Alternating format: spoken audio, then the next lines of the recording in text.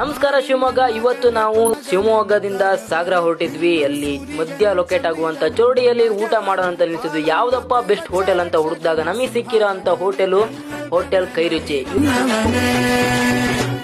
ಗುರು ಒಳಗ್ ಹೋಗ್ತಿದ್ದಂಗೆ ಬಾಳೆ ಎಲೆ ಹಾಕಿ ಮನೆಯಲ್ಲಿ ಹೆಂಗೆ ರೆಡಿ ಮಾಡಿರ್ತಾರೋ ಹಾಗೆ ಊಟಕ್ಕೆಲ್ಲ ಕುತ್ಕೊಬಿಟ್ಟಿದ್ರು.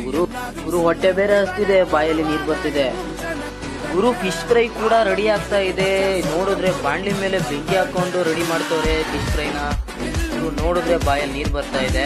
ವಾ ಗುರು, ಇಲ್ಲಿ ಮೀನೂಟ, ಚಿಕನ್ ಊಟ, ಕಬಾಬು, ಬಿರಿಯಾನಿ ಎಲ್ಲಾ ತರದ ಐಟಮು ಸಿಗುತ್ತೆ ಗುರು. ಇದನ್ನ ಬರೀ ನಾನ್ ಹೇಳಿದ್ರೆ ನಿಮ್ಗೆ ಸ್ಯಾಟಿಸ್ಫ್ಯಾಕ್ಷನ್ ಆಗಲ್ಲ, ಅಲ್ಲಿ ಊಟ ಮಾಡ್ತಿರೋರು ಹೇಳ್ತಾರೆ. ಬನ್ನಿ ನೋಡೋಣ ಹೆಂಗಿದೆ ಟೇಸ್ಟ್. ಸೂಪರ್ ಚೋಡೆಲ್ಲ ಸೂಪರ್ ಮಾಡಿದ್ದಾರೆ. ತವಾ ರವಾ ಆಗ್ಲಿ ಸೂಪರ್ ಮಾಡಿದ್ದಾರೆ. ಎಕ್ಸಲೆಂಟ್. ಮೀನ್ ಸಾರ್ ಊಟ ಸೂಪರ್. ಗುರು, ಇವರು ಮನೆಯಲ್ಲೇ ರೆಡಿ ಮಾಡುವಂತ ಮಸಾಲೆ ಪದಾರ್ಥಗಳನ್ನ ಯೂಸ್ ಮಾಡಿ ಈ ಅಡಿಗೆನ ಮಾಡ್ತಾರೆ.